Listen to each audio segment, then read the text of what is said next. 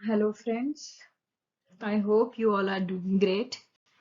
Today we will discuss stability conditions given by Marshall and Walras.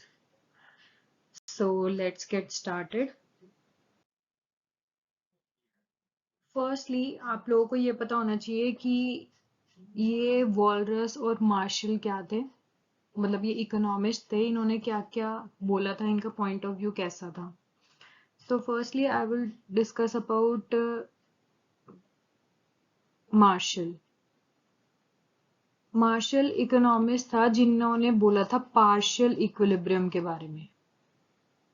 Partial equilibrium और कुछ नहीं है, जो हम माइक्रो इकोनॉमिक्स में पढ़ते हैं कि एक गुड की डिमांड और सप्लाई डिटरमाइन करता है उस गुड के क्वांटिटी को, इक्विलिब्रियम क्वांटिटी को और इक्विलिब्रियम प्राइस को. यहाँ पर प्राइस और क्वांटिटी है सिर्फ वन गुड की, कोई भी हो सकता है वो. सो ये है सिर्फ एक गुड की डिमांड और सप्लाई का इंटरसेक्शन डिटरमाइन कर रहा है इक्विलिब्रियम प्राइस एंड क्वांटिटी. इसे हम कहते हैं पार्शियल इक्विलिब्रियम, जो कि मार्शल ने दिया था. सो आप ये मान सकते हो जो भी हमने अभी तक पढ़ा है माइक्रो इकोनॉमिक्स में वो है पार्शियल इक्विलिब्रियम और वो दिया है मार्शल ने. फिर उसके बाद आए हैं वॉलरस. वॉलरस ने क्या कहा, ये सिर्फ एक गुड को रिप्रेजेंट कर रहा है, लेकिन इकोनॉमी में मिलियंस ऑफ गुड्स हैं. सो उन्होंने बात करी है जनरल इक्विलिब्रियम की. जनरल इक्विलिब्रियम का मतलब equilibrium in all the markets. ठीक है, सिर्फ एक गुड के बारे में या एक मार्केट के बारे में इन्होंने इक्विलिब्रियम की बात नहीं करी. वॉलरस ने बोला सारी मार्केट एक टाइम पे इक्विलिब्रियम में हो जाना, वो होता है हमारा जनरल इक्विलिब्रियम. इनके अकॉर्डिंग अगर n-1 मार्केट इक्विलिब्रियम में है तो nth जो लास्ट वाली मार्केट होगी वो अपने आप ही इक्विलिब्रियम में आ जाएगी. ठीक है, तो इन दोनों के पॉइंट ऑफ व्यू थोड़े डिफरेंट थे, जिसकी वजह से ये मैंने वीडियो बनाई है कि इसमें मार्शल के अकॉर्डिंग स्टेबिलिटी कंडीशंस कैसे हैं और वॉलरस के अकॉर्डिंग स्टेबिलिटी कंडीशंस क्या क्या हैं. तो आप ये वीडियो अच्छे से देखें, आपका कॉन्सेप्ट क्लियर हो जाएगा. और इससे रिगार्डिंग यूजीसी नेट में क्वेश्चन देखा गया है, इसमें कंफ्यूजन सी होती है, तो आप मेरे अकॉर्डिंग चलोगे तो वो कंफ्यूजन आपको नहीं रहेगी. ठीक है, तो सबसे पहले हमें ये पता होना चाहिए कि स्टेबल इक्विलिब्रियम, अनस्टेबल इक्विलिब्रियम और न्यूट्रल इक्विलिब्रियम क्या होते हैं. स्टेबल इक्विलिब्रियम जैसा हमें नाम से पता चल रहा है कि अगर कोई भी मान लो डिस्टर्बेंस आती है इकोनॉमी में, मान लो गवर्नमेंट एक्सपेंडिचर बढ़ा दिया, उसकी वजह से इकोनॉमी एक बारी चेंज होती है, कोई एक सडन एक्शन ले लिया या कोई भी एक्शन लिया गवर्नमेंट ने और फेडरल बैंक ने और एनीवन किसी ने भी लिया, तो उससे इकोनॉमी एक बारी मूव हो जाती है दूसरे पॉइंट पे. और उस पे जाने के बाद अगर मान लो कोई और एक्शन ऐसा लिया जाता है कि मान लो टैक्सेस बढ़ा दिए, जिससे इकोनॉमी फिर अपनी ओरिजिनल पोजीशन पे आ जाए, यानी कि एक पॉइंट से शुरू करा है 1 से, वो किसी एक्शन की वजह से 2 पॉइंट पे गई, लेकिन वहां से फिर कोई ऐसा एक्शन लिया गया कि इकोनॉमी फिर वापस 1 पे आ गई, यानी कि 1 से वो मूव ही नहीं करी, यानी कि मूव करके वो दोबारा उसी पॉइंट पे आ गई. ऐसे इक्विलिब्रियम को हम कहते हैं स्टेबल इक्विलिब्रियम, कि वो स्टेबल है, वो जाएगा 2 पॉइंट पे, वो फिर से आ जाएगा. ठीक है. अनस्टेबल का मतलब कि मतलब एक पॉइंट पे है, मान लो कोई भी डिस्टरबेंस हुई 1 से 2 पे चला गया, ठीक है, और वो वापस नहीं आ रहा, बल्कि कोई और डिस्टरबेंस आई तो वो 3rd पॉइंट पे चला गया, मतलब वो वापस रिवर्स में नहीं आ रहा, वो कोई और ही पॉइंट पे चला जाता है, तो उसे हम कहते हैं अनस्टेबल इक्विलिब्रियम. क्योंकि इक्विलिब्रियम होता है जहां पर तुम वहीं पर ही हो, वहीं पे तुम्हारा बेटर ऑफ है, यानी कि सब सेटिस्फाइड है उस पॉइंट पे. तो अनस्टेबल में मतलब वो पॉइंट रिवर्स होके नहीं आ रहा है, 1 पे थे फिर 2 पे चले गए, फिर 2 से कुछ और डिस्टर्बेंस हुई, फिर हम 3 पे चले गए, तो ये हो गया अनस्टेबल. अब 3rd वन आता है न्यूट्रल. न्यूट्रल का मतलब हम फर्स्ट पॉइंट पे हैं, मान लो कोई भी डिस्टरबेंस हुई, हम 2nd पॉइंट पे चले गए और यही पॉइंट हमारा न्यू इक्विलिब्रियम बन गया. So this condition is called neutral. ठीक है, ये आपको मैंने लिखा हुआ है, उससे ज्यादा समझ आएगा. तो अगर एक पॉइंट पे हम हैं, दूसरे पे चले गए किसी भी डिस्टरबेंस की वजह से, अगर हम दोबारा उस पे लौट के आ रहे हैं तो वो हमारा स्टेबल हो गया, अगर नहीं आ पा रहे हैं तो वो अनस्टेबल हो गया, और अगर जो नया पॉइंट बना वो ही हमारा न्यू इक्विलिब्रियम बन गया तो वो हो गया आपका न्यूट्रल। तो small disturbances put the economy away from the equilibrium, से कोई भी डिस्टर्बेंस हुई इससे हम इक्विलिब्रियम से दूसरे पॉइंट पे चले गए, and other factors reestablish the economy to the initial point पे अगर हम दोबारा आ जाते हैं तो वो हमें बताता है stable equilibrium. On the other hand, अगर small disturbance put the economy away from the equilibrium and other factors again take away the economy further from that point, यानी कि 1 से हम 2 पे गए और कोई और फैक्टर्स आए उसकी वजह से 2 से हम 3 पे जा रहे हैं, तो ये आ गया हमारा अनस्टेबल, कि मतलब ये लौटेगा नहीं, मतलब जाता जा रहा है कहीं और पॉइंट पे। Small disturbances take away the economy from the equilibrium and the economy remains at this new equilibrium point forever representing, यानी कि 1 से वो 2 पे गया है और 2 पे ही वो रुक गया है, न्यू इक्विलिब्रियम हमारा 2 पे बन गया, तो ऐसा होता है न्यूट्रल इक्विलिब्रियम में। ओके, आपको कोई भी डाउट हो तो आप यूज कर सकते हैं कमेंट सेक्शन में। नाउ मूविंग ऑन, मार्शल की स्टेबिलिटी कंडीशंस और यहाँ पे वॉलरस दोनों की हैं, तो आप ये याद रखिए, मार्शल और वॉलरस जो है ना, इनका काम अपोजिट है एक दूसरे से। यहाँ पर दो एक्सेस है, हमें पता है ये एक्स एक्सेस है, ये वाई एक्सेस है, तो एक मार्शल और वॉलरस एम और डब्ल्यू, आप वैसे भी देखो तो ये दोनों उल्टे हैं आपस में, एम का उल्टा डब्ल्यू, तो इन्होंने दोनों एक्सेस को कंसीडर किया है, एक ने अगर एक्स एक्सेस को कंसीडर किया है तो दूसरे ने वाई एक्सेस को किया है। तो मार्शल, हमने माइक्रो इकोनॉमिक्स में हमेशा डिमांड सप्लाई, तो हमारा इक्विलिब्रियम हम पहले क्या ड्रॉ करते हैं, इक्विलिब्रियम क्वांटिटी, तो ये वाला जो एक्सेस है क्वांटिटी का, ये आप याद रखिए कि ये है मार्शल का, मार्शल ने क्वांटिटी के बारे में बोला। On the other hand walrus उल्टा है, तो वो क्वांटिटी के बारे में नहीं, वो प्राइस एक्सेस के बारे में बात करते। बस ये आपको पता होना चाहिए, ये आपको ध्यान रखना है कि वॉलरस का एक्सेस था प्राइस और मार्शल का था क्वांटिटी, इसी में कंफ्यूजन होती है। अगर ये आपका कॉन्सेप्ट क्लियर हो जाता है तो आपकी आधी दिक्कत दूर हो गई है। तो मैंने भी ये याद रखा है कि इक्विलिब्रियम जब भी मैं ड्रॉ करती हूँ सबसे पहले मैं क्वांटिटी करती हूँ, और पहले मेरे को पता है मैंने माइक्रो इकोनॉमिक्स में सारा एक ही गुड का पढ़ा है, और वो कौन पढ़ाता है, पार्शियल इक्विलिब्रियम में पढ़ाया जाता है। पार्शियल इक्विलिब्रियम किसका है, मार्शल का, तो ये एक्सेस हो गया मार्शल का, एंड अदर हैंड ये प्राइस एक्सेस हो गया हमारा वॉलरस का। ठीक है, तो अब एक्सप्लेन कर देती हूँ मैं।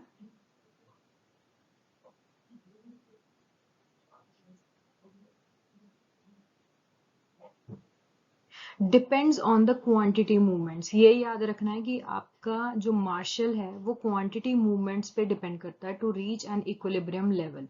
ये आपको आगे डिटेल में और समझाऊंगी ग्राफिकल के थ्रू, ये अभी जस्ट पॉइंट है, important points. When there is excess demand, या डिमांड अगर ज्यादा है, then producers increases supply। अब यहाँ पर प्राइस की बात कहीं नहीं होगी, यहाँ पे इंक्रीज सप्लाई, यानी कि क्वांटिटी की बात हो रही है, प्राइस की बात नहीं करते मार्शल। ठीक है, और when there is excess supply, अगर सप्लाई ज्यादा हो रही है तो प्रोड्यूसर्स डिक्रीजेस सप्लाई, ये भी क्वांटिटी की बात हो रही है, यानी कि क्वांटिटी को ही हम या इंक्रीज करेंगे या डिक्रीज करेंगे in the case of Marshall. On the other hand, अगर मैं वॉलरस की स्टेबिलिटी कंडीशंस की बात करूं तो ये डिपेंड करता है प्राइस मूवमेंट्स पे to reach an equilibrium level, यानी कि यहाँ पे जहाँ पे हम सप्लाई को इंक्रीज डिक्रीज की बात कर रहे थे, यहाँ पे प्राइस को इंक्रीज या डिक्रीज करेंगे। So when there is excess demand, अगर डिमांड ज्यादा है और सप्लाई कम है तो प्रोड्यूसर्स क्या करेंगे, सप्लाई तो बढ़ाएंगे नहीं एकदम, तो वो क्या करेंगे, डिमांड को मीट करने के लिए वो प्राइसेस को इंक्रीज कर देंगे। सो प्राइस इंक्रीज हो गया। Similarly when there is excess supply, अब हम सप्लाई ज्यादा कर रहे हैं, डिमांड इतनी है नहीं, अब उस सप्लाई को बेचने के लिए कि हमारा जो प्रोडक्शन है वो वेस्ट ना जाए, हम अपने प्राइस को कम कर लेंगे। तो यहाँ पर प्राइस की बात होगी, मार्शल में क्वांटिटी की बात होगी, जब भी हमें स्टेबिलिटी कंडीशन निकालना है, कौन स्टेबल है कौन अनस्टेबल है। ये क्वेश्चन आता है कि आपको दो ग्राफ दे देते हैं कि किसमें मार्शल मार्शलियन की स्टेबिलिटी है, वॉलरशियन की स्टेबिलिटी नहीं है, या वाइस वर्सा, या किस ग्राफ में दोनों स्टेबल हैं, किस ग्राफ में दोनों अनस्टेबल हैं, तो वो मैं क्लियर करूंगी नेक्स्ट स्लाइड में। Okay, moving on.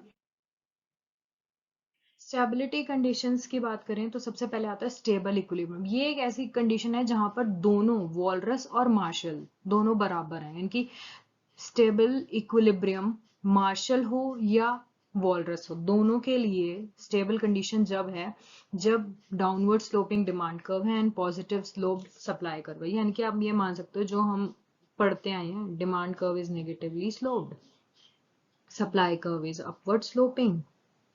सो ये जो है, ये जो इक्विलिब्रियम कंडीशन है, ये वॉलरस और मार्शल एंड मार्शल के लिए इक्विलिब्रियम है, दोनों के लिए, एक के लिए नहीं।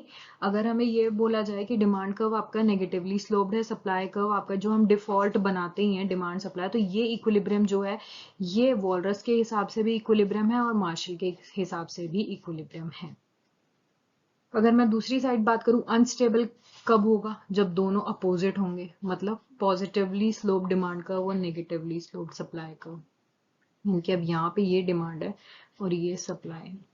अब ये स्टेबल और अनस्टेबल मैं कैसे कह रही हूँ वो मैं आपको नेक्स्ट स्लाइड में जब ग्राफ के थ्रू समझाऊंगी, ज्यादा क्लियर होगा। वैसे मैं यहाँ पे भी आपको समझा सकती हूँ। ये मतलब ये वाला पॉइंट जब डिमांड अपवर्ड स्लोपिंग है और सप्लाई डाउनवर्ड स्लोपिंग है तो ये अनस्टेबल है, अनस्टेबल है दोनों के लिए, चाहे वो वॉलरस हो या वो मार्शल हो। सो ये कैसे? अगर मैं बात करूं, मान लो स्टेबिलिटी कंडीशन मेरे को निकालनी है, कोई भी यहाँ पे क्वांटिटी एक लेट कर लेते हैं, और क्वांटिटी का मतलब मार्शल की मैं चेक कर रही हूँ इस टाइम, ठीक है? तो इस क्वांटिटी में प्राइस को आप भूल जाओ, यहाँ पर ये क्या है? सप्लाई, यानी कि क्वांटिटी सप्लाइड ये है और क्वांटिटी डिमांडेड ये है। अब क्वांटिटी सप्लाइड और क्वांटिटी डिमांडेड में क्वांटिटी सप्लाइड ज्यादा है, क्वांटिटी डिमांडेड कम है। तो अब हम क्या करेंगे? एक प्रोड्यूसर क्या करेगा कि मैं सप्लाई ज्यादा कर रहा हूँ, डिमांड है नहीं, तो मैं सप्लाई को अपनी कम कर दूंगा कि मैं क्यों सप्लाई ज्यादा कर रहा हूँ जब इतनी डिमांड ही नहीं है। हम क्या करेंगे? सप्लाई को कम कर देंगे। आप समझ पा रहे हो? अगर मैं मार्केट में 100 यूनिट्स को लेके बैठा हूँ, डिमांड सिर्फ 20 यूनिट्स की है, तो मैं 100 क्यों लेके बैठा हूँ भाई? मैं उसको कम करूंगा कि थोड़ा गैप कम हो। तो अब क्वांटिटी को आप कम कर दोगे, यानी कि इस साइड जाओगे, और जब आप इस साइड मूव करोगे तो हम इक्विलिब्रियम से तो इस साइड मूव कर रहे हैं ना, रॉन्ग डायरेक्शन में, तो ये अनस्टेबल है कि हम इक्विलिब्रियम पॉइंट के पास नहीं जा रहे, हम उससे अपोजिट साइड पर मूव कर रहे हैं। इन द सेम वे अगर मैं यहाँ पर क्वांटिटी मान लो ये है और मैं यहाँ पे देख रही हूँ, यहाँ पर क्वांटिटी डिमांडेड है और यहाँ पर क्वांटिटी सप्लाइड है। अब यहाँ पे क्या है? क्वांटिटी डिमांडेड हमारी क्वांटिटी सप्लाइड से ज्यादा है। अब प्रोड्यूसर्स देख रहे हैं सप्लाई डिमांड ज्यादा है और सप्लाई कम है, प्राइस है एक प्राइस से हम सही कर सकते हैं, लेकिन ये मैं बात कर रही हूँ मार्शल की, जो सिर्फ क्वांटिटी के मूवमेंट पे ही बात करेगा। तो अब इस केस में अगर डिमांड ज्यादा है तो सप्लायर्स क्वांटिटी सप्लाई को बढ़ा देंगे, यानी कि वो इस साइड मूव करेंगे। इस साइड मतलब हम इक्विलिब्रियम पॉइंट के साथ मतलब पास में जा रहे हैं, तो ये इसीलिए ही स्टेबल है कि घूम फिर के इकोनॉमी इस पॉइंट पे आएगी, और जब उससे अपोजिट डायरेक्शन में जाते तो हम कहते हैं अनस्टेबल है। ठीक है, और मैं आपको नेक्स्ट स्लाइड में और ग्राफ्स के साथ बताती हूँ जो आते हैं diagram. First one is this, मान लो कि सप्लाई कर्व हमारा ये है, अपवर्ड स्लोपिंग सप्लाई कर्व है, और अपवर्ड स्लोपिंग ही डिमांड कर्व है। ऐसे ही कर्व आते हैं यूजीसी नेट में, आपको मार्शलियन और इसकी स्टेबिलिटी के बारे में पूछेंगे तो ऐसा ही कर्व आएगा। तो आपको ये पता होना चाहिए, ये मार्शलियन एक्सिस एक्स एक्सिस होता है यानी कि क्वांटिटी का, और वॉलरस का होता है वाई एक्सिस। ठीक है, अब मेरे को ये पता लगाना है कि ये मार्शल और वॉलरस स्टेबल है या नहीं है, कौन सा इसमें स्टेबल है कौन सा अनस्टेबल है। तो मैं कैसे चेक करूंगी? मार्शल का चेक करेंगे तो हम वाई एक्सिस पे कोई भी पॉइंट ले लेना है, चाहे इधर ले लो या इक्विलिब्रियम से इस साइड ले लो, एक ही आंसर आएगा आपका। मान लो ये क्वांटिटी मैंने ली और इस पे मैंने देखा डिमांड कर्व ऊपर है, सप्लाई कर्व नीचे है, यानी कि क्वांटिटी डिमांडेड ज्यादा है और सप्लाई कम है। डिमांड ज्यादा है और सप्लाई कम है, तो इस डिमांड को मीट करने के लिए प्रोड्यूसर्स क्या करेंगे? प्राइस को यहाँ पे चेंज नहीं कर सकते, यहाँ पे प्राइस हमें स्टेबल रखना है। आपको बस ये चीज ध्यान में रखनी है कि कई बंदे सोचेंगे कि डिमांड ज्यादा है तो हम प्राइस बढ़ाएं। हाँ, प्राइस बढ़ाएंगे, बट वो वॉलरस के पॉइंट ऑफ व्यू से चला जाएगा। मार्शल के अकॉर्डिंग एक प्रोड्यूसर क्वांटिटी पे क्या चेंज करेगा? तो अगर डिमांड ज्यादा है, सप्लाई कम है, तो प्रोड्यूसर क्वांटिटी ज्यादा बेचेगा और बनाएगा, मतलब क्वांटिटी को वो इंक्रीज करेगा, इसलिए मतलब राइट वर्ड शिफ्ट होएगा। और जब हम इस साइड जा रहे हैं तो मतलब हम इस साइड जा रहे हैं और इक्विलिब्रियम हमारा यहाँ पे बन रहा है, हम इस साइड तो जा ही नहीं रहे। तो ये हम क्या कह सकते हैं, मार्शल की स्टेबिलिटी कंडीशन, मार्शल जो है वो स्टेबल है इस सिचुएशन में या अनस्टेबल है? हम अपोजिट डायरेक्शन में जा रहे हैं, इक्विलिब्रियम यहाँ पे और हम इस साइड जा रहे हैं, तो ये क्या हो गया हमारा अनस्टेबल। तो मार्शलियन अनस्टेबल है ये। अब बात आती है वॉलरस की। अगर मैं वॉलरस की बात करूं तो मैं पॉइंट पी यानी कि इस एक्सिस पे कोई भी पॉइंट लेके मैं निकाल सकती हूँ। मान लो मैंने इस पॉइंट पे लिया और यहाँ पे मैं देख रही हूँ ये वाला है डिमांड कर्व और ये है सप्लाई। यानी कि डिमांड ज्यादा है और सप्लाई कम है। अब प्राइस में चेंज देखो, आप प्राइस में क्या करोगे? मान लो डिमांड ज्यादा है एक गुड की और सप्लाई कम है, तो उसको ओवरकम कैसे करोगे? जब डिमांड ज्यादा है तो हम क्या सोचेंगे, हम तो प्राइस बढ़ा देंगे कि जिससे डिमांड कम हो जाए और सप्लाई भी उतनी ही रहे और हम इक्विलिब्रियम में पहुंच जाए। तो यहाँ पे आपका आंसर क्या होगा? डिमांड ज्यादा है, हमारे लिए बेनिफिट है, हम प्राइस को इंक्रीज करते हैं और प्राइस को इंक्रीज करेंगे मतलब ये इधर जाएगा और यहाँ से अगर हम ऊपर ऊपर जाते रहेंगे तो हम इक्विलिब्रियम तक ही पहुंचेंगे, यानी कि उसी साइड हम मूव कर रहे हैं। तो इस केस में वॉलरस क्या रहेगा? स्टेबल रहेगा। आई होप समझ आ रहा है आपको। एक और ग्राफ से हम करते हैं डिस्कस। अब मान लो ये ग्राफ है आपके पास, supply curve upward sloping, demand curve भी अपवर्ड स्लोपिंग। अब आपको बताना है कि कौन सा स्टेबल है, कौन सा अनस्टेबल है। सबसे पहले मैं बात करती हूँ मार्शलियन की। अभी मैंने क्वांटिटी ज्यादा ली थी, अब मान लो मैं कम या ज्यादा में ही कर देते, किसी में भी कर लो, आपका एक ही बात आएगी। मान लो मैंने ये क्वांटिटी फिक्स कर दी। अब इस पे मैं देख रही हूँ क्वांटिटी सप्लाइड मेरी क्वांटिटी डिमांडेड से ज्यादा है, क्योंकि सप्लाई ऊपर है और डिमांड नीचे है। अब सप्लाई ज्यादा है, डिमांड कम है, तो मैं सप्लाई और थोड़ी बढ़ाऊंगी, मैं तो क्वांटिटी को कम करूंगी, यानी कि मैं इस साइड मूव करूंगी। इस साइड मूव करूंगी मतलब मैं इक्विलिब्रियम के पास जाती जा रही हूँ, तो इसका मतलब स्टेबल है, क्योंकि मैं इक्विलिब्रियम के पास जा रही हूँ। यही चीज अगर मैं मान लो आप यूं कह दो कि बाद में ही हम सिलेक्ट कर रहे हैं, मान लो मैंने इस क्वांटिटी को ये सिलेक्ट कर लिया, इस पॉइंट पे यहाँ पर डिमांड है, क्वांटिटी डिमांडेड, और ये क्वांटिटी सप्लाइड है इतनी, डिमांड ज्यादा है सप्लाई से। अब प्रोड्यूसर क्या करेगा? जब डिमांड ज्यादा है, मैं सप्लाई कम कर रहा हूँ, तो मैं आगे आगे और सप्लाई करूंगा ना, मैं अपनी क्वांटिटी सप्लाइड बढ़ाऊंगा, तो ये भी अल्टीमेटली इक्विलिब्रियम की तरफ ही आ रहा है। तो मतलब कहीं से भी आप चेक करोगे मार्शलियन हमारा स्टेबल ही मिलेगा। ठीक है। और अगर अपोजिट मैं चेक करती हूँ प्राइस के, उससे उससे क्या आता है?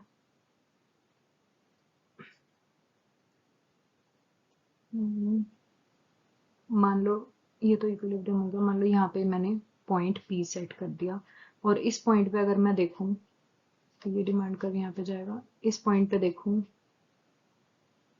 डिमांड ज्यादा है, सप्लाई कम है, डिमांड कर्व यहाँ पे आ रहा है ना, इस पॉइंट पे डिमांड हायर है और सप्लाई कम है, तो मैं क्या करूंगी?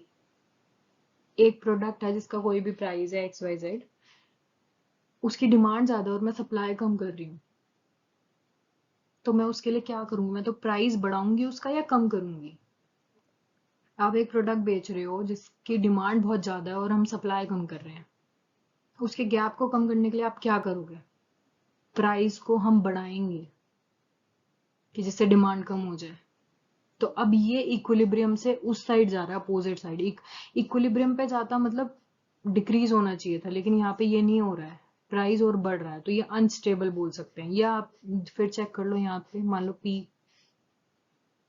यहाँ पे सप्लाई हो रही है, यहाँ पे डिमांड हो रही है। अब यहाँ पे सप्लाई ज्यादा है और डिमांड कम है, तो अब हमें अगर गैप कम करना है, क्वांटिटी सप्लाइड हम ज़्यादा कर रहे हैं, क्वांटिटी डिमांडेड कम है, तो मैं क्या करूँगी?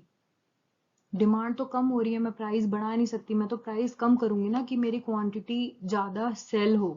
तो इसलिए मैं प्राइस को डिक्रीज़ करूँगी, और डिक्रीज़ का मतलब फिर हम इक्विलिब्रियम से अपोजिट डायरेक्शन में जा रहे हैं। तो हमारा कंक्लूजन ये निकला कि वॉलरशियन अनस्टेबल होगा यहाँ पे। आप एक बारी दोबारा चेक करना, इसी प्रोसेस से आपके आंसर मैच होने चाहिए।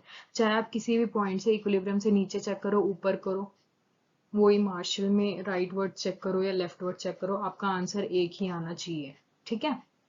सो ऐसे ही ये कर्व की पोजीशन एग्जाम में चेंज कर देते हैं, कभी फ्लैटर, कभी steeper, demand curve upward sloping बना दिया या मे बी डाउनवर्ड स्लोपिंग बना दिया। तो आपको स्टेबिलिटी कंडीशन यानी कि स्टेबल है या अनस्टेबल है, ये आपको निकालना आना चाहिए, जैसे यहाँ पे निकाला है।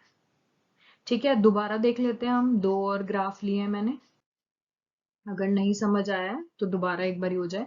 अब यहाँ पे मैंने डिमांड कर्व लिया है, डाउनवर्ड स्लोपिंग, और डाउनवर्ड स्लोपिंग ही सप्लाई कर्व है।